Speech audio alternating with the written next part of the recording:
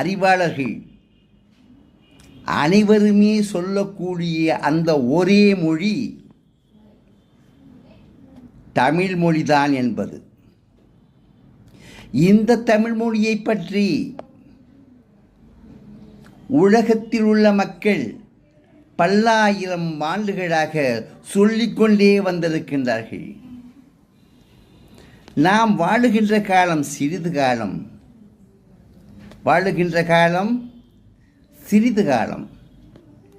அந்த சிறிது காலத்திலே சிந்திக்கின்ற நேரம் சிறிது நேரங்கள்.